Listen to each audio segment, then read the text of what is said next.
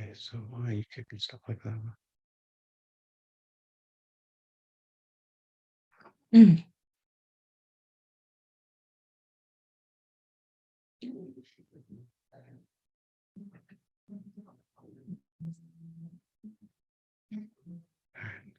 Now it's not letting me get to that, so I don't know if it's already just started streaming. All right, I'm going to the channel.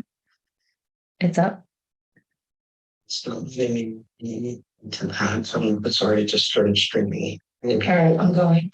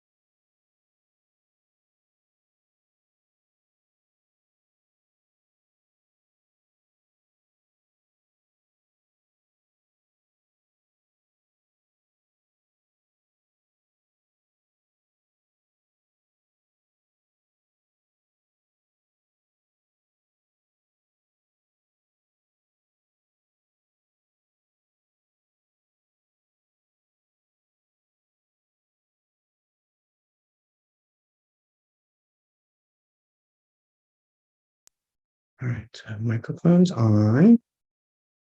This is a quick test.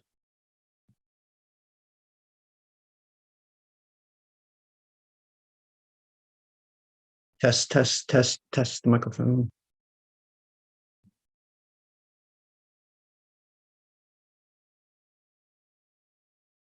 All right, and let's start recording. Okay, and I'll let them in. Yeah, it's great.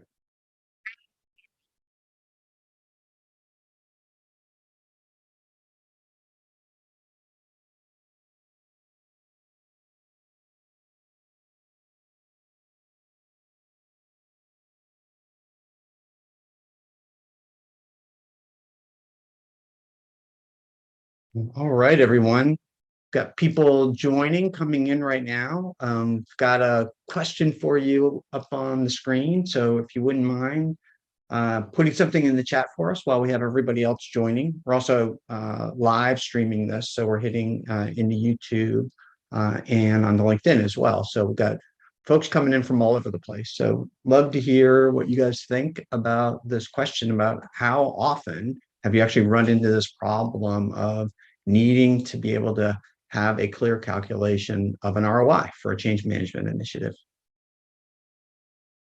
And while we're still having people come in, we'll get rolling here in just a moment. From Josh, yes, my company is comprised of engineers, and accountants. Of course, Josh. We're familiar with this. Engineers and accountants will not be deterred. Yeah. They want to see some numbers. That totally makes sense. Yeah, both. Yeah, thanks, Axel. Both in small and large projects. Yep, we've run into this as well. Yeah, Catherine's saying not sure. All right, guys. Well, thanks for that. And we'll just get ourselves moving along here. So we'll be talking about some work that Roxanne and I've done around how to come up with a calculation to actually calculate the ROI of change. And we're no kidding, we're going to share an equation with you on how to do it. But we'll also talk about some of the nuances of that as well, and a few pitfalls. So hopefully a little bit more robust than just, hey, here's an equation, go make the calculation and see what you come up with. Because we know it's not as simple as that. And we've expanded a bit. So there are some of you on who may have seen this or this presentation that we've done last year, and we've have some additions. So I've gotten some feedback from folks and have learned some, of course, on our own as well, and try to put all this in here for you. So I'm looking forward to sharing all that. And this is part of the series that we're doing, really two series of webinars that we'll be doing every month for this year. We had some of these last year and have added in some new ones this year. So here we are in January, calculating a change ROI, and you can see on the left, we have a whole series of analytics, change analytics based webinars that we'll be doing, usually on the second Thursday of the month. And then the fourth Thursday, we'll be doing ones that are more leadership oriented. And you can see some of those on the right-hand side. So we hope you guys can join us for some of those in the future. And we're looking forward to continuing just build out our content and capability around this. So I love getting the feedback from people and hearing their questions, because that just spurs us on to go do the next thing and the next thing and to try and learn more. So thank you for all of those. And we're glad that you guys were able to join us today. So we're going to turn it over to Roxanne to kind of start with, why are we doing this at all? Yeah, so when I was an internal change practitioner for nearly 2 decades, this was my experience. I think it was maybe a lot like yours, Josh. I worked for an organization filled with engineers, not quite accountants, but definitely financial related brains. And so I was always looking for some sort of return on investment calculation for change management. And then when I was the president of the Association of Change Management Professionals, I heard it from the membership, especially when we had our annual in-person conference. It was this rally cry that I would hear from the participants. We needed ROI for change management. And for some of you who are familiar with those conferences, those in-person conferences that may sound familiar to you. So we were very motivated to come up with an equation that we could share with other people, because it was obviously beyond my personal experience when I noticed that other people were looking for this. So before we jump into the equation, we wanted to share just a quick thing about joy at work, which is our motivation for the work that we do in change management. We think that change professionals have a unique position to bring joy to the workplace because they help people make sense of what's going on in highly stressful, emotionally charged, politically charged change situations. So we believe that how you introduce change really matters to the culture. So we've done a lot of research. You can see a few things here that we've done. And then we have, if you go to the next slide, we think of joy at work as not rainbows and unicorns, but really about creating the conditions to help people thrive, especially in times of change. So pretty straightforward. When we did our research, we came up with this definition, which is on the next slide. It's really a two-way street. It's about joy at work being employee willingness to behave in these ways, be committed, accountable, trust, belong, and act with cohesion, adapt. All of these different dimensions have come up, but it's a two-way street. As I say, it's not just the company leaders and managers that create these conditions and invite employees to contribute this way, but employees have to accept this invitation. So, you can understand this, right? So you can certainly create the conditions for this, but if an employee doesn't accept the invitation, then it doesn't work.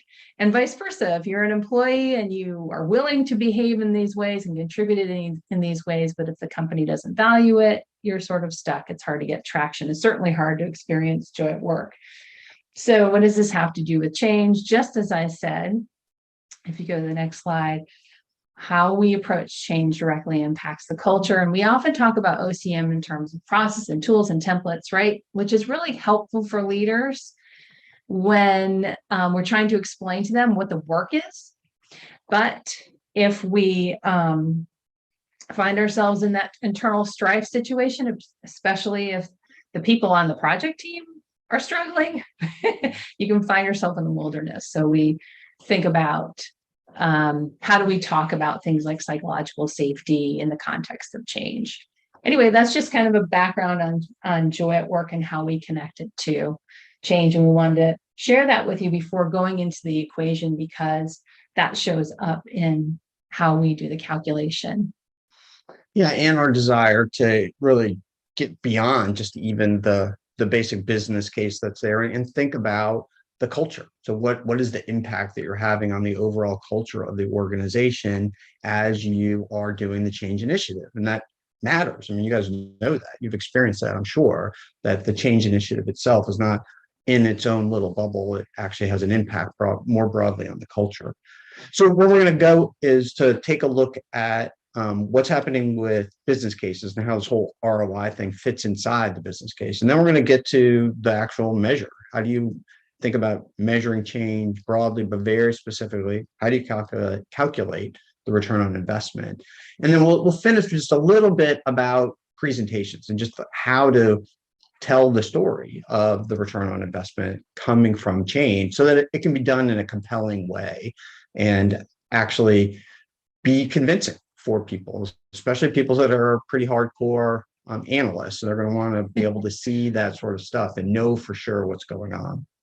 So in this case, we're really going to look a little bit about how they're being used and what does this mean for managing change. And so this kind of comes to this first spot here. Is a business case real? Is it a fact or is it kind of a fantasy? And I think those are probably clear why people would ask those things, because business cases pop up and sometimes they go on the shelves and no one's paying attention to them. And if they're not realized, people will say nasty things about them being made up. But I think it's really better to think about them as a prediction. It's just your best understanding of what's going on at the time, and you try and put that together so that you can plan around it. But what we would suggest is that you're constantly making an update to it. So as you get new information, you make that sort of an update, because if you don't, if you just stay fixed, and you're talking about things where you may have put a business case together, and it could be, the project could be 9 months or 18 months or even longer. And if you've never made an update, then really what you're checking is how good are you at making long-term predictions. You're not really using that as a tool to help you to be successful with any kind of business effort, let alone what's going on with the change component of that business effort. And you guys have seen these, I'm sure, basic sort of components that wrap around a business case. Some sort of a summary that is in there for what the effort is all about, problem statement, this is what's not where we want it to be, or even what's broken. And then the analysis section tends to be the bigger part of the business case. You actually do the calculations and talk about what the return is going to be and why do you want to do this. And then usually finishing with, okay, well, this is what we're going to do. Here's our solution, how we're actually going to go after it. If it's done really well, I would say you have some alternative selection, and you talk through why you picked the things that you picked, instead of just making it a justification for something that you may have already decided way before you did the analysis. But that's a whole other conversation about quality of business cases and how to use them. But we have to think about these 4 components, and we're clearly going to look to fit inside the analysis part of this and the solution part of this as we start to think about a change ROI. Yeah, so I think it's helpful to have a couple of definitions. This is a business case, so we think of it simply as a justification for an initiative and something that needs to be updated as new information comes in, which it always does when you are implementing something. And then change management is the practice of applying a structured approach to transition and organization. And this is from the Standard for Change Management, which was produced in 2014. By the way, there is an update going on with ACMP and the standard. So this is a definition that's been out for a while. I don't think the definition is necessarily going to change, but the standard is being looked at for sure. Yeah, I want to link back to this because we're trying to find an ROI for this component, for what change management is about, but it has to fit back into this business case, right? So it's a justification. Again, even the change management part of the ROI, again, we would think of as a justification. All right, so let's get to the ROI part. How do we actually measure the return on investment for change? And we'll talk a little bit about metrics too, and that kind of leads into some future webinars and writing that Roxanne and I are doing. We'll point you to those so you can see how this fits in there, but we're going to focus in on the ROI. So this is it. This is the equation. These are the elements that we think are valuable. And we're going to both talk through the particulars of this as well as do an example so you can kind of see how it comes together. So we're going to start with the business case. And we'll talk about what do you do if you don't have one, but let's start with, we have a business case. So what's the value of this initiative, specifically around what are people going to do? And then we're going to multiply that looking at the probability of success. So 1 minus the probability of success of doing the initiative without change management, right? So the example that Roxanne likes to use is if you could send an email and everybody just does it and completely adopts and you're all okay, well, then you don't need change management. So if you could literally just push an email and the thing goes and you're good, then fine. And those exist, not very many, but those exist. And so everything else after that's going to be, what's the probability that you'll be successful? And then subtract out the cost of doing the change management. And that's going to give you a dollar value, a numeric value for what is the value of what you're going to get out of this. And if you want to, and many organizations do this, you could take all the same elements and recast them into a ratio. So you do the first couple of elements and then divide those by the cost, and that's going to give you a return on investment. That's going to be a percentage or a ratio, and they're equivalent. So it doesn't matter which one you do, just whatever your organization tends to prefer. So that's the equation. That's how we would suggest you go about doing it. And that's easy enough, and it's nice little pieces there. But of course, as a practical matter, there are some subtleties in there that we have to pay attention to actually do it well. So Let's talk a little bit more about where some of those are going to come from by breaking down the individual factors that we have here. So let's start with the business case. So the business case that we're looking at is not the full business case of the entire initiative. We're looking at the part of the business case that is dependent on people. So for example, if you're going to get a cheaper software license just by putting in a new piece of software, and it doesn't matter what the people are doing with it, well, then you get that savings whether or not people are adopting it. So you don't need change management for that. You might be an upgrade. Maybe you upgrade to the next version. People would hardly even notice the change that's there, but for whatever reason, the software manufacturer is going to give you a break on the price. So that does not go in. But most things, as I'm sure you've experienced, are going to go in because there are going to be impacts from people. And that's what the wrapping around this change management thing is going to be all about. In the cases where there is not a business case, the best thing to do is to look for a comparison. So an initiative that is similar in size and scope that's been done in the past that leaders would actually believe is similar and can make that connection back to that initiative and then use that as a proxy for the business case of the initiative that you've got going on right now. Then we're going to look at the probability of success. And again, you can go back to this idea of how likely is it that people will adopt if you just send an email. So if you go, well, if I send an email, it's not very likely, maybe 20% probability of success, 50% probability of success. That's one way to do it. That can be somewhat difficult for people to conceptualize. Like, am I rolling the dice here? What does that really mean? I'm not really sure I understand that.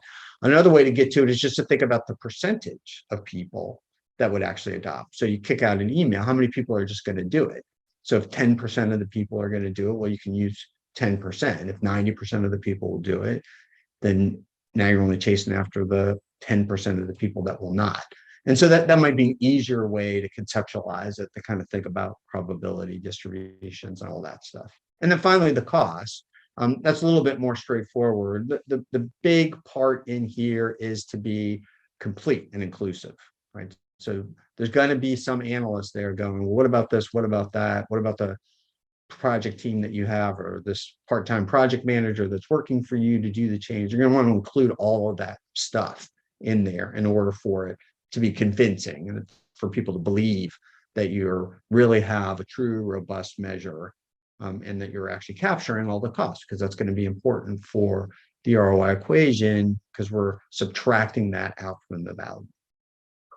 Okay, so let's do an example. So here is our semi-fictitious company, Leadership Skyward, and just a little bit about them. Leadership Skyward is an aviation leadership experience company. And what they do is they bring executives together for 2 and 3 day sessions where they talk about decision-making and communication as it's done by pilots in the cockpit, giving them a different way to think about those things. And their hook is that they actually put the executives in the plane and take them flying and make them exercise those skills actually in flight.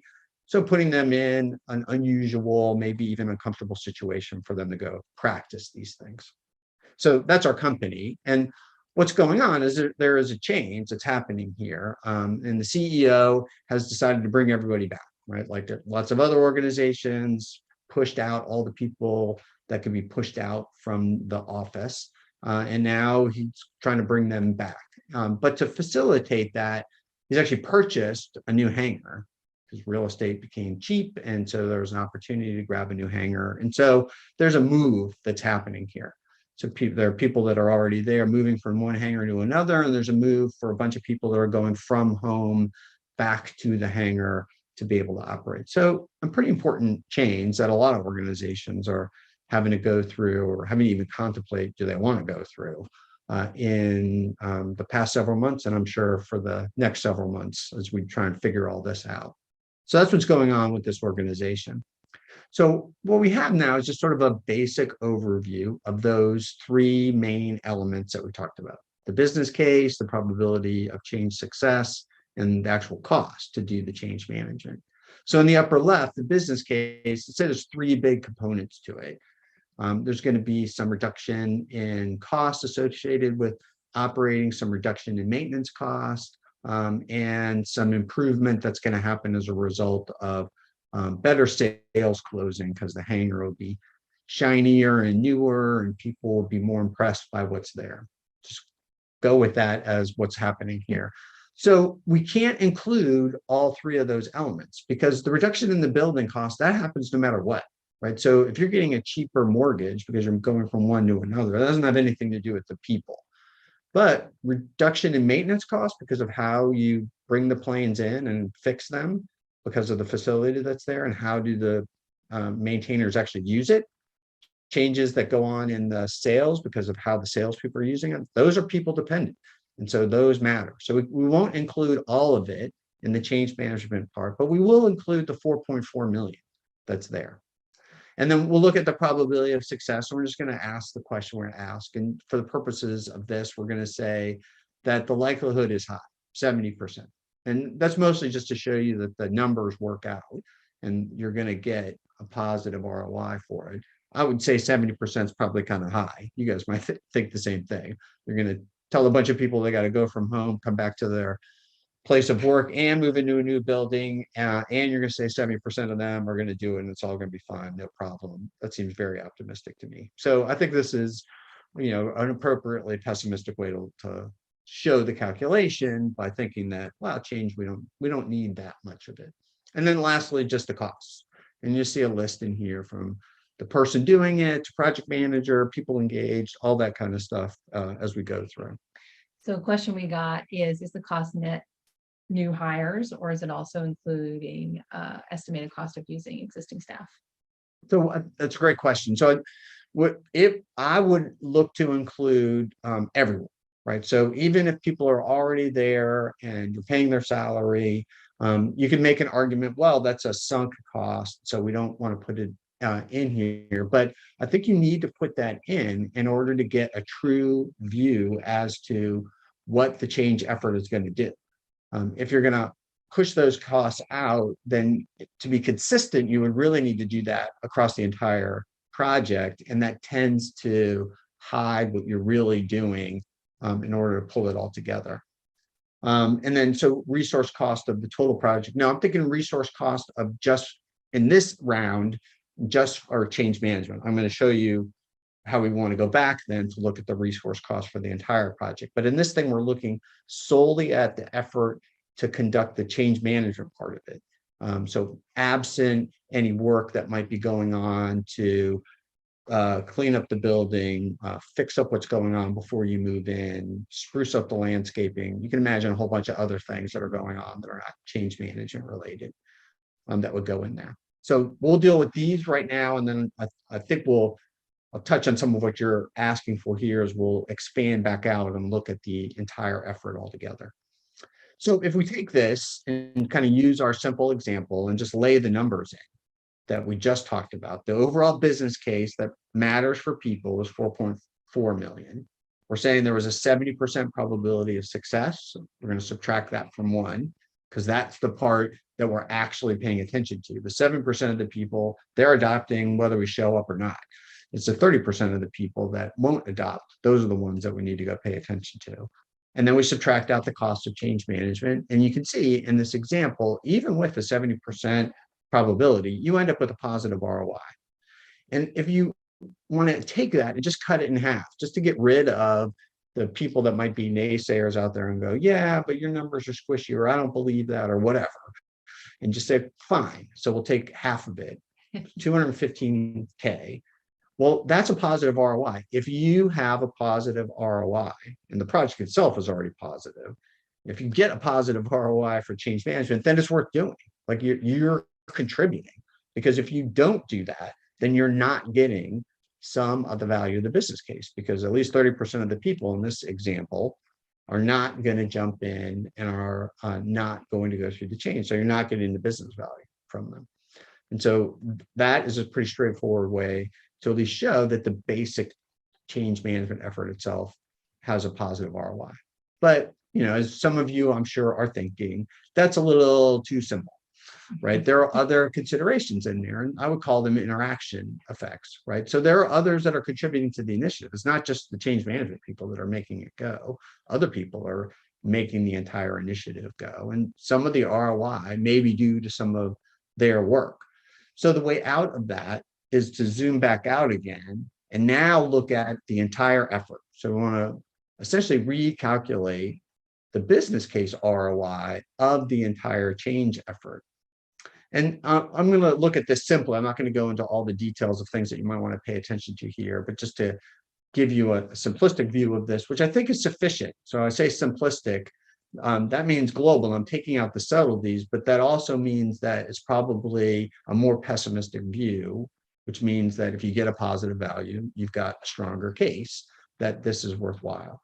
So what we want to do is zoom out and look at now the full business case, all elements, whether they're people driven or not. Subtract out the cost of change management and now subtract out all of the costs. So the total project costs that are on top of that, and see again if you get a positive ROI. And again, if your organization does a ratio, you can flip it and put the costs into the denominator and turn it into a percentage. And those are equivalent ways to do the calculation. So in our case, if we go through and do this, now we're up to 5.9, the full value of it. Subtract out the cost of change management, subtract out the other costs that are there. And again, we get back to a positive ROI. So you're just checking to make sure that by adding in the cost of change management, you didn't push the initiative negative somehow, because you are adding in potentially other effort in here, other costs. And so that's a reasonable concern and useful to be able to say, nope, here's the calculation. We're still good. We still have this as a positive. But there are other pieces in here too, and that is around risk. And so I want to talk a little bit about this. And this is something that Roxanne really developed. She mentioned this at the beginning, working with an analytic group. And how do you talk about change management with a bunch of analysts? So Yeah, describe that. I imagine some of you do this already, if not all of you, where you talk about risk change in terms of risk. One of the things that I learned to do in the analytic world was sort of like what if scenarios and come up with almost scenario planning and what is the likelihood of these scenarios playing out. Once people can imagine these scenarios, they can pretty quickly determine which ones they're most concerned about and which ones are most likely to show up if there isn't some work around the people related risk. So we talk a lot about the risk associated with change management. We talk about the opportunities too, but where we get the real traction is when we talk about the risk of it. Once we can assure people that we're going to address the risk adequately, then we entertain the idea of, well, what could we accomplish here? What are the opportunities kind of going on the opposite end of the spectrum? Yeah, and so before we get much further into that, we've created an ROI guide. So I'll just put that in the chat for you. You're welcome to download that. It kind of gives a walkthrough of just what we just talked about, a little bit more detail in there with some examples about how to go about doing it. But that's something that you can reach out, just get for free off of our website and be able to pull that in as really a way to think about how to do this whole thing. So continuing on then with what Roxana put together, we want to think now through what's a way for us to think about the sort of interplay between risk and the return on investment that might be there. And this is a way that we like to think about it. So we're looking at two dimensions here. What's the risk of just staying where you are, status quo? Is it low or high? That's what's on the bottom. And then what's the risk to actually execute this thing? Is it low or high? Think about that as difficulty, reputation risk, anything that you could possibly think of that might go into putting the initiative together. So we would look at something that's going to give you, has a high risk of the staying where you are, but it's relatively low risk to execute. That's sort of an obvious one, like go do those, the ones that are in green. because it's not that hard to do, and you want to run out there and go after it. It's these ones in the upper right that start to become more tricky, right? So it's pretty high risk to execute and also a high risk to stay where you are. Daryl Connor talks about developing a burning platform. We think that's appropriate for these. And even John Cotter talks about generating or creating a sense of urgency, which is great, except it's really tough to go create a sense of urgency for everything, right? That I think is where you do get some of this change resistance and even burnout from change efforts, is because your people are constantly hammering, we got to do this, we got to do this, and they just don't. No one's going to believe that for everything. It's appropriate when you're in the upper right, but probably not for the other three quadrants. So just kind of continuing to thinking through this, you may have something that's really hard to execute, but you could probably live with it. Like you think of the risk to the status quo, it's not that high. Now, as you have probably experienced, those things are fine, and then all of a sudden they're not. So the risk of the status quo might be fine right now, might not be so much so in the future, but it can be difficult to predict that. And we like to think of those as more optimization and think about the risk that you're trying to take on and how you're handling it as an optimization effort, as compared to what you're doing in the upper right for the orange, whereas like something bad is going to happen or already is, and we need to take action on it. And then finally, the group that's in the bottom left, these opportunistic ones, that's when it's not that risky to go execute it, but it's also not that risky to go do it. So those are the ones that can potentially be pushed away in favor of others. But what we would advocate is that those get brought into the portfolio because they're easier to do and they provide some relief from the constant hammering that's there. And so one of the ways out of the change resistance or change saturation is to think about the portfolio of initiatives that are here across these two dimensions of risk and lay them out across the timeline for when things would be done, so that you're not burning people out, having them do the most difficult, most risky things, but instead having a portfolio that spreads out what's going on with all of those. And so if you want to think about this a little further, the ones on the left I would think of as the ones you're doing proactively. Something bad isn't happening right now. You're trying to make an improvement or prevent something bad from happening in the future. The ones on the right, you're probably more reactive. Like the staying where you are is bad. You've probably crossed over to a place where bad things are already starting to happen, or you're starting to see cost increase, customer complaints, whatever it is. And then you can simplify all these and just think of them as easy and hard as well, the upper and the lower. And that maybe as a better way to go about trying to describe it to someone than these two risk dimensions. But the risk dimensions are important. And I think you guys want to pay attention to those as you're leading through a change initiative. When Roxanne and I were just chatting in our own history about these, where our projects landed, they sort of showed up on this dotted line. So this is by no means scientific, right? This is not, we haven't done a data poll. This is just our two sets of experiences coming together here. But we didn't find that many things that we thought of in the very bottom left or the very bottom right. If they were more in the easy, they tended to clump more in the middle. And the ones that we did that were in that harder region tended to be really, really risky in the status quo in the far upper right, or more in the far upper left. We just wasn't a big push to have to get on off of whatever was going on. And the risk to actually execute it was relatively high. And those can be tricky to be able to make the case that you ought to go do them. And so thinking about them as this is our optimization and setting ourselves up for the future, as opposed to this is an emergency, we need to go fix it now, which is more what's going on in the upper right, might be useful.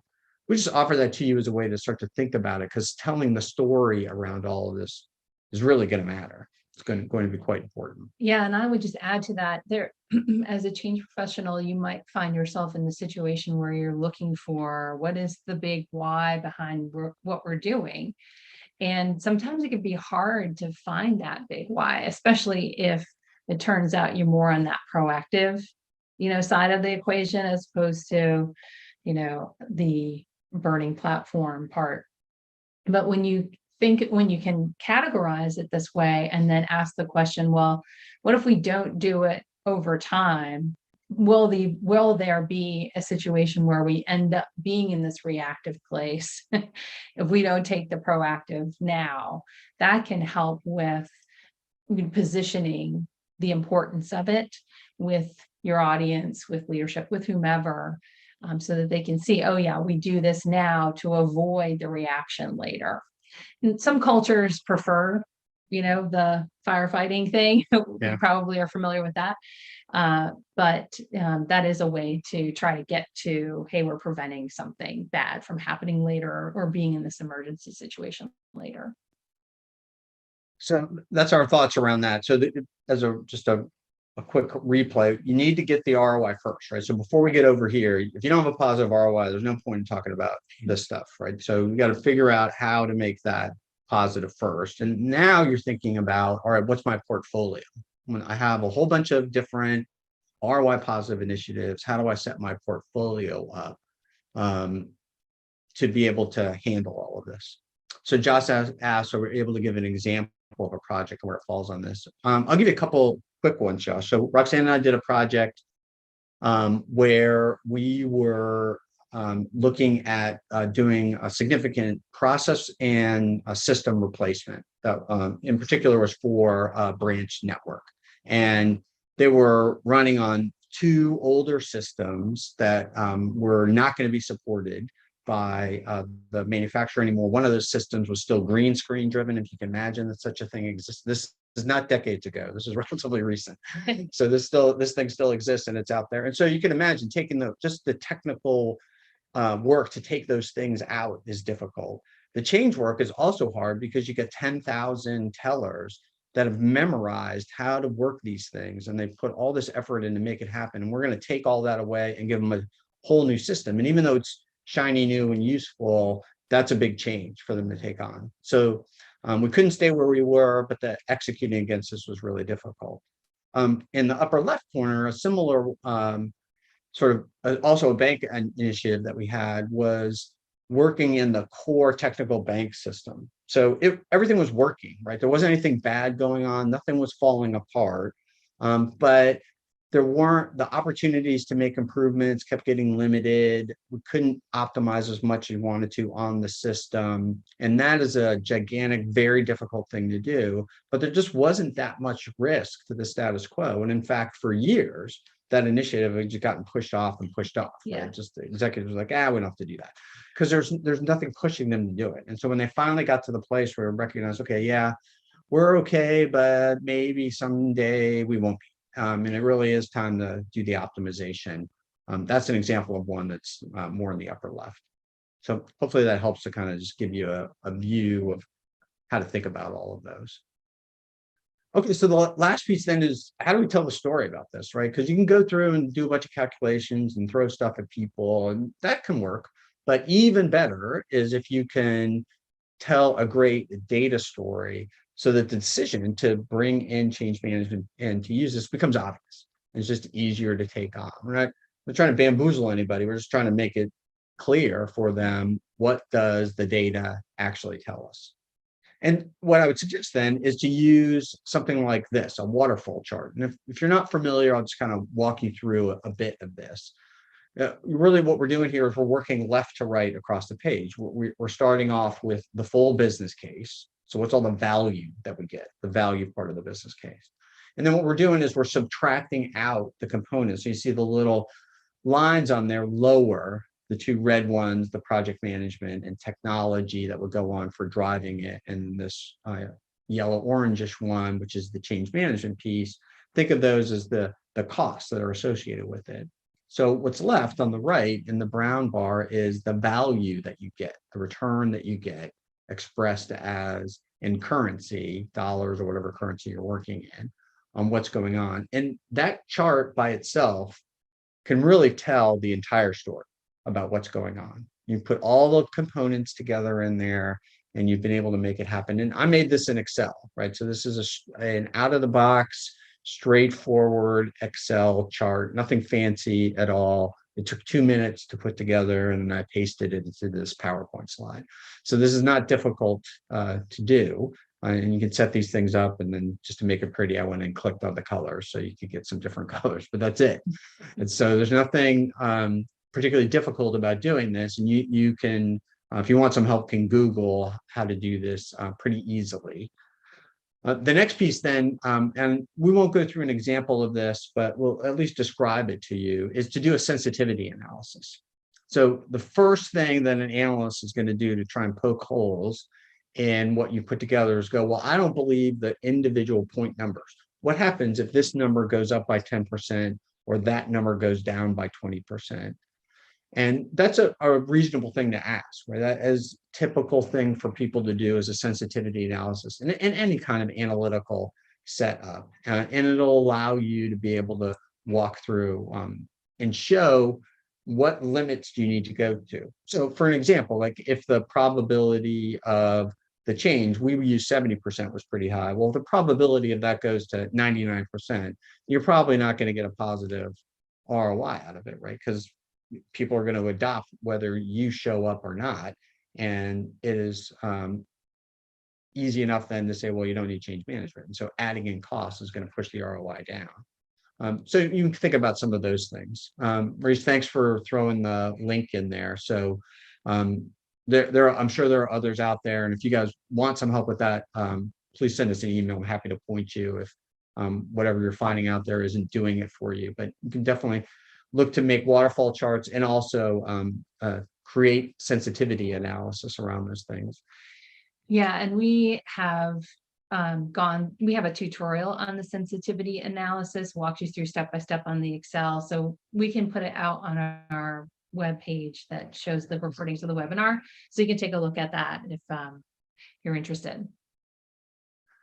So all that kind of pulls together into metrics, and we're not going to go into this now. We'll actually do, you may have seen at the beginning, we'll be doing more webinars that lead into metrics. So we'll talk about influencers and how to do surveys, and we'll talk about a whole metric stack, but this fits into that idea.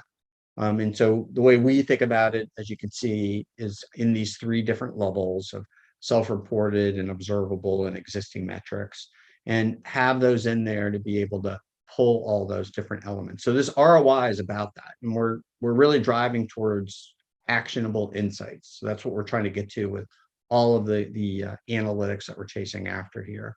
And we have put all of that into this set of classes that are bundled together as part of our change analytics concentration.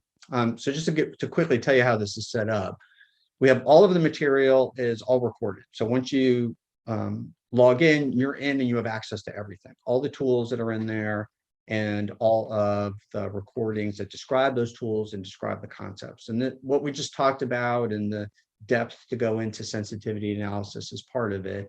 But in addition to that are these four other areas. So how to use social network analysis to be able to understand who the influencers are, how to actually put together a truly impactful survey, and then how to analyze it, how to yank all that together to create a full change metrics approach, and then finally how to do the presentation that's actually persuasive. In addition to that, every other month, we do a live session. They're always on Fridays, and we have a case. And so once you've completed the class, you show up for whichever live session you want to show up, come to several if you want. And we'll go through the case, and it's an opportunity for you to try all this stuff out. So I put the link in to the chat, and if you have a moment, check it out. Just see what you think about what's there.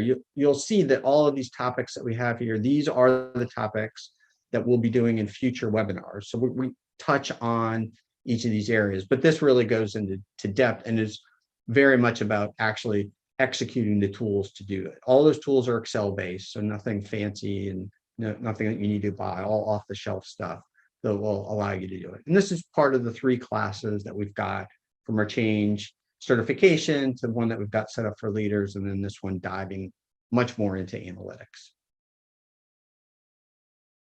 And then that just brings us back to this whole idea about joy at work and how we're making all of that happen. And you can check out this guide that we put together on how to go about using what we've learned to actually drive and grow joy at work. And Roxanne just put that in the chat for you. So you can go out to a description that we've got of what are these dimensions, and there's some exercises in there to help you to actually be able to go do this stuff as well and apply that in your own company.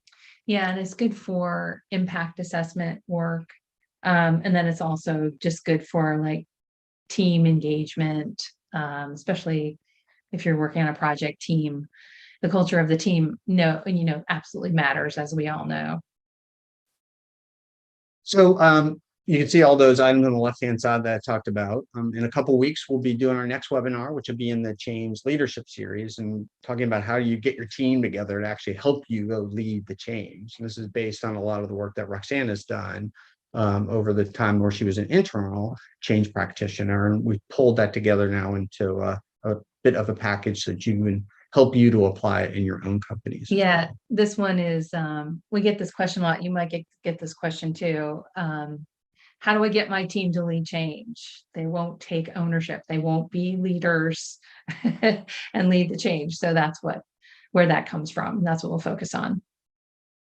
All right, and that's it for us. So thank you all very much. We've got a minute or two left, and Roxanne and I will hang out. But here's how you can get in touch with us. And if you have any questions, please, if you want to come off mute and let us know, or throw something in the chat, happy to answer any questions or hear any thoughts that you guys have about what we talked about today. Yeah, thank you for the comments and the questions. Really appreciate it. All right, well, we're at the end of our time. Roxanne and I'll stay here for a few minutes. We're going to let everybody else go, and you guys go on with the rest of your day. So thanks so much for showing up. Yeah, good to see you. We will hang out for a moment and talk to anybody that wants to say. Thanks, guys.